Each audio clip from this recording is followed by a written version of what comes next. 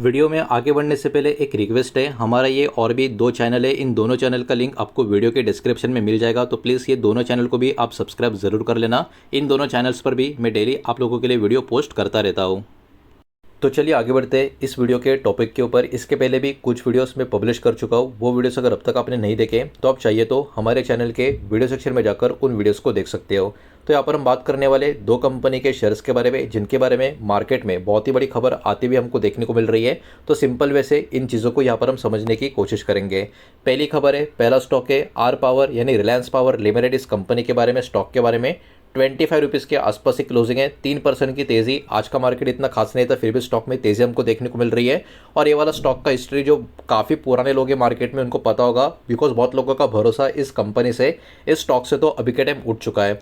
अब देखिए इसका लॉन्ग टर्म का पैटर्न अगर मैं दिखाने की कोशिश करूँ तो बहुत सालों पहले की बात है। ये वाला शेयर का प्राइस आप देख सकते हो 250-300 के जोन में आपको देखने को मिल रहा था। 2020 की गिरावट में ये वाला स्टॉक कहाँ तक गया था उसको भी ज़रा यहाँ पर हम देखने की कोशिश करेंगे। 2 रुपया 3 रुपये के आसपास ये वाला स्टॉक 2020 में चला गया था। वहाँ से तो थोड़ा ऊपर की तरफ आ ही चुका है, लेकिन फिर भी ऑल टाइम हाई से इस स्टॉक में अभी के टाइम पे भी बहुत ही बड़ी गिरावट हमको देखने को मिलेगी। लेकिन अचानक से ये वाला शेयर बाजार की फोकस में आज के दिन इतना क्यों आ चुका है, उस खबर को ज़रा यहाँ पर हम देखने की कोशिश करेंगे। तो चलिए आगे बढ़ते हैं और बात कर लेते हैं ये वाला शेयर आज के दिन और अगले कुछ समय तक बाजार की बहुत ज़्यादा फोकस में बना हुआ क्यों रह सकता है। तो रिलायंस पावर की बात करें, एक बहुत ही बड़ा बिजनेस अपडेट इस कंपनी का मार्केट में निकल कर आ रहा है और इसका कनेक्शन एआई से आपको नजर आएगा। जी हाँ दोस्तों, एआई से। इसके कारण ही ये वाला जो शेयर है चर्चा का विषय यहाँ पर बना हुआ है, लेकिन खबर को थोड़ा आपको समझ कर लेना होगा। अब देखिए रिलायंस पावर की बात करें, इन्होंने क्या किया है सबसे पहले वो समझिए। इनके कुछ सब्सिडरीज है, ठीक है, उन्होंने क्या किया, उनका जो नेम है उसको रीनेम किया। और कितने सब्सिडरीज को? 4। मतलब यहाँ पर रिलायंस पावर ने अपने 4 सब्सिडरीज जो पहले से थे, उनके कुछ नाम थे, उन नामों को यहाँ पर बदल दिया। अब ये जो नया नेम है उसमें उन्होंने क्या किया, एआई इस शब्द को या एआई इस वर्ड को इंक्लूड किया। ये सबसे पहला पॉइंट यहाँ पर आपको समझना होगा। अब इस रिपोर्ट के मुताबिक कहीं ना कहीं ये शो करता है कंपनी कहीं ना कहीं प्रिपेयर कर रही है अपने आप को एंटर करने के लिए AI and technology service sector के लिए। ये इस रिपोर्ट में मेंशन किया गया है, वही मैं आपके सामने प्रेजेंट कर रहा हूँ। अभी के टाइम की बात करें, एट प्रेजेंट कंपनी का जो अभी के टाइम इनिशियल अनेबल स्टेप्स ही यहाँ पर लिया गया है, ये बात भी यहाँ पर निकल कर आ रही है। अब वो 4 सब्सिडरीज कौन से जिसमें एआई का नाम इन्होंने ऐड किया है, उनके ज़रा नाम यहाँ पर हम देख लेते हैं। तो नया सब्सिडरीज का नाम यहाँ पर आपको स्क्रीन के ऊपर नजर आएगा, जिसमें पहला नाम है Reliance AI green power private limited, Reliance AI power private limited, Reliance AI data control private limited और रिलायंस एआई डेटा सी प्राइवेट लिमिटेड।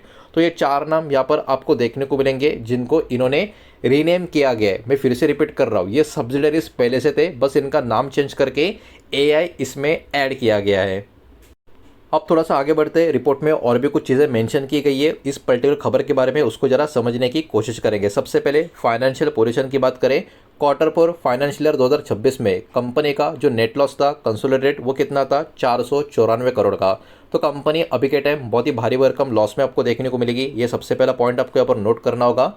फाइनेंशियल ईयर 2026 पूरा का पूरा साल की अगर हम बात करें तो यहाँ पर भी कंपनी का नेट प्रॉफिट नहीं, नेट लॉस से आपको नजर आ रहा है। और ये नंबर भी काफ़ी ह्यूज है, कितना, 337 करोड़ के आसपास का।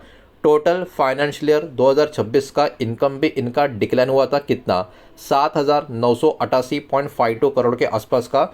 मतलब नंबर ऐसा है जिसका कॉन्फिडेंस से दूर दूर तक कोई भी कनेक्शन आपको देखने को नहीं मिलेगा। अब देखिए इसके बाद कंपनी की तरफ से कमेंट्री भी ये देखने को मिल रही थी कि फाइनेंशियल परफॉर्मेंस जो कंपनी का है वो कहीं ना कहीं जो ऑपरेशनल चैलेंजेस है या फिर बाकी के जो भी इंपॉर्टेंट प्रोविजंस कंपनी अभी टाइम फेस कर रही है, उसके कारण कंपनी का जो फाइनेंशियल परफॉर्मेंस है उसको अफेक्ट या फिर आप कह सकते हो इम्पैक्ट होता हुआ देखने को मिल रहा था। ये एक बात हुई, ये फाइनेंशियल पोजीशन की बात हुई। अब देखिए यहाँ पर फंड रेजिंग का प्लान का भी अपडेट देखने को मिल रहा है। बोर्ड ने यहाँ पर अप्रूवल भी दे दिया है प्लान का, किस चीज़ के लिए, फंड रेजिंग के लिए। अप टू 6,000 करोड़ का फंड रेजिंग होगा इक्विटी लिंक इंस्ट्रूमेंट के थ्रू और अप टू 3,000 करोड़ का होगा डिबेंचर्स के थ्रू। ये वाला अप्रूवल यहाँ पर मिलता हुआ आपको नजर आएगा। और ये जो फंड्स होंगे वो कहीं ना कहीं यूज़ होंगे सपोर्ट करने के लिए फ्यूचर बिजनेस रिक्वायरमेंट के लिए। ये वाला डेटा भी, ये वाला अपडेट भी यहाँ पर हमको देखने को मिल रहा है। अब देखिए पूरी की पूरी खबर एकदम ध्यान से, जैसे कि मैंने कहा, आपको समझनी होगी। अब बाजार कौन से चीज़ों के ऊपर फोकस करेगा। सब्सिडरीज के नाम बदलना अलग बात, उस नाम में एआई इंक्लूड करना अलग बात। बाद।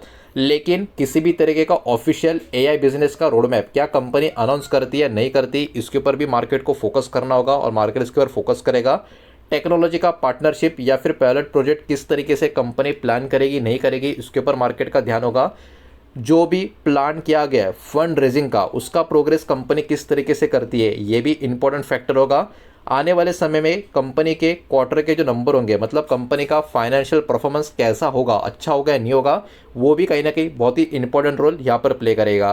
कैपिटल अलोकेशन, पावर बिजनेस और नया इनिशिएटिव जो कंपनी यहाँ पर सोच रही है, उसमें किस तरीके से कंपनी अपने आप को आगे लेकर जा पाती नहीं जा पाती, इसके ऊपर भी बाजार का फोकस बना रहेगा। तो यहाँ पर इस रिपोर्ट के माध्यम से आपको कुछ चीज़ें ध्यान में रखनी होगी। ये जो नया इन्होंने पर्टिकुलरली चीज़ किया है, एआई से कनेक्टेड नाम बदलना, ये एक इनिशियल कॉर्पोरेट स्टेप यानी कदम आपको देखने को मिलेगा। कंपनी ने अब तक कोई भी अनाउंसमेंट डिटेल एआई प्रोजेक्ट का, इन्वेस्टमेंट का, प्लान का या किसी भी टाइमलाइन का किया नहीं है। इस बात को भी यहाँ पर आपको ध्यान में रखना होगा। तो भविष्य में कोई भी ऑफिशियल अपडेट जो होगी वो कहीं ना कहीं और भी ज़्यादा क्लैरिटी इस पर्टिकुलर अपडेट के बारे में देने का काम करेगी, जिसके कारण ये वाला शेयर हो सकता है अभी से बहुत समय तक बाजार की फोकस में बना रहे। ये तो था सिर्फ और सिर्फ पहला शेयर, बचा हुआ दूसरा शेयर है उसको भी देखेंगे, लेकिन उसके पहले वीडियो को लाइक कर देना, वीडियो को शेयर कर देना। पहली बार चैनल पर आ चुके हो तो चैनल को भी सब्सक्राइब जरूर कर देना। दूसरी खबर हमको देखने को मिल रही है सेगाल इंडिया, इस कंपनी के बारे में। इस कंपनी के बारे में एक्चुअली दो अपडेट आपको देखने को मिलेंगे, दोनों के दोनों अपडेट काफ़ी बड़े। सबसे पहला अपडेट को देख लेते हैं। 1700 करोड़ का सोलर BESS प्रोजेक्ट इनको मिला हुआ है, और दूसरा अपडेट भी अभी आपको बताऊंगा। सबसे पहले इस प्रोजेक्ट को समझ लेते हैं। सेगाल इंडिया की बात करें तो इनका एक सब्सिडरी है, इन्होंने साइन कर लिया है PPA मतलब पावर परचेस एग्रीमेंट, और इस प्रोजेक्ट का जो लोकेशन है वो MP यानी मध्य प्रदेश का आपको देखने को मिलेगा। ये 220 megawatt plus battery energy storage system यानी BESS प्रोजेक्ट आपको देखने को मिलेगा। इस प्रोजेक्ट का ओवरऑल जो वैल्यू की बात करें, अप्रॉक्स यहाँ पर बताया जा रहा है प्रोजेक्ट का जो वैल्यू है 1700 करोड़ के करीब क्या, मतलब ये कोई मामूली छोटा प्रोजेक्ट नहीं है, काफ़ी ह्यूज प्रोजेक्ट आपको देखने को मिलेगा। और ये प्रोजेक्ट इनको दिया गया है RUMSL की तरफ से, रेवा अल्ट्रा मेगा सोलर लिमिटेड की तरफ से इनको ये एक्चुअली प्रोजेक्ट दिया गया है। प्रोजेक्ट के टाइमलाइन की अगर हम बात करें, कंस्ट्रक्शन का जो पीरियड होगा वो 18 महीनों का होगा। इसमें जो ऑपरेशनल पीरियड होगा वो भाई साहब 25 ईयर्स का यहाँ पर रहने वाला है, जिसके लिए टैरिफ 2.70 रुपीज़ पर किलोवाट आवर्स के हिसाब से यहाँ पर हमको देखने को मिलेंगे। अब इसमें कंपनी का मैनेजमेंट के स्टेटमेंट की बात करें, मैनेजमेंट ने ये बोला है कि इंडिया अभी के टाइम बहुत ही हाई इन्वेस्टमेंट इंफ्रा और क्लीन एनर्जी कैटेगरी में यहाँ पर देख रहा है, और कंपनी का इसी के वजह से एम या टारगेट है अपना जो प्रेजेंस है रिन्यूएबल एनर्जी का सेक्टर में और भी एक्सपांड करना, जिसमें कहीं ना कहीं ये वाला जो ऑर्डर कंपनी को मिला है वो बहुत बड़ा हेल्प करता हुआ नजर आ सकता है। कंपनी का फोकस अभी भी लॉन्ग टर्म का इंफ्रा का असेट बिल्ड करने के ऊपर बना हुआ है, तो कहीं ना कहीं कंपनी का मैनेजमेंट का क्लैरिटी भी काफ़ी अच्छा खासा हमको यहाँ पर देखने को मिल रहा है। तो ये वाला जो प्रोजेक्ट इसको मिला हुआ है, इस कंपनी को मिला हुआ है, इसके कारण कंपनी का जो प्रेजेंस है क्लीन एनर्जी का सेगमेंट में उसको एक्सपेंशन में बहुत ही बड़ा हेल्प मिलेगा। साथ ही साथ भविष्य का एग्जीक्यूशन और प्रोजेक्ट का जो कंप्लीशन का अपडेट होगा वो भी कहीं ना कहीं काफ़ी इंपॉर्टेंट होगा ट्रैक करने के लिए, जिसके ऊपर मार्केट अपना नज़र बनाएगा।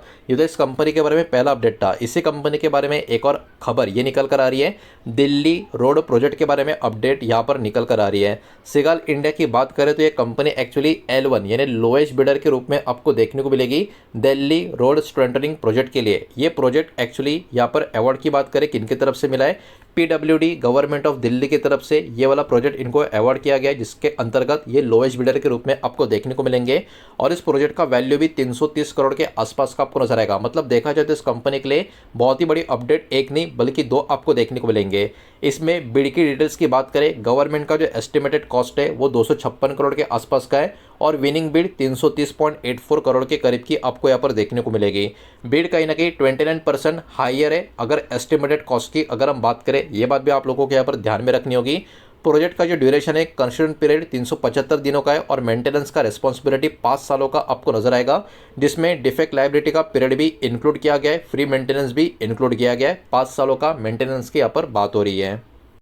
तो इस वाले प्रोजेक्ट के ऊपर भी बाजार का फोकस अलग अलग पॉइंट्स के ऊपर बना रहेगा कि किस तरीके से प्रोजेक्ट का जो एग्जीक्यूशन होता है उसका प्रोग्रेस कैसा होता है, कॉस्ट मैनेजमेंट कंपनी कैसा करती है, वर्किंग कैपिटल और पेमेंट साइकिल को कंपनी किस तरीके से मेंटेन करती है, और आने वाले समय में ऑर्डर का एग्जीक्यूशन का अपडेट क्या क्या निकल कर आता है, इसके ऊपर भी मार्केट का कहीं ना कहीं फोकस बना रहेगा। तो देखिए इन दोनों कंपनी के बारे में बहुत ही बड़ी वाली खबरें यहाँ पर मार्केट में देखने को मिल रही थी, वही मैंने आपके सामने प्रेजेंट की है। शॉर्ट में आप वीडियो के स्क्रीन के ऊपर देख सकते हो आराम से, जो हमने इस वीडियो के माध्यम से डिस्कस किया है। पॉज करके पढ़ना चाहे तो पढ़ भी सकते हो। जो हमने अभी देखा है उसका ही समरी, शॉर्ट समरी यहाँ पर आपको देखने को मिल रहा है। तो जो भी डेटा हमने इस वीडियो के माध्यम से देखा है सब कुछ इन्फॉर्मेशन और न्यूज़ पर्पस के हिसाब से ही है। किसी भी तरीके का इन्वेस्टमेंट का एडवाइस या स्टॉक का रिकमेंडेशन मैं आपको दे रहा नहीं हूँ, ना ही मैंने आपको दिया है। ये बात भी यहाँ पर आप ध्यान में रखें। उम्मीद करता हूँ वीडियो समझ आया होगा, पसंद आया होगा तो वीडियो को लाइक करें, दोस्तों से शेयर करें। पहली बार चैनल पर आ चुके हो तो सब्सक्राइब भी कर देना, और कोई भी स्टॉक में निवेश करने से पहले खुद की स्टडी रिसर्च जरूर करें, फाइनेंशियल एडवाइजर की सलाह जरूर ले। मिलते हैं नेक्स्ट वीडियो में, धन्यवाद।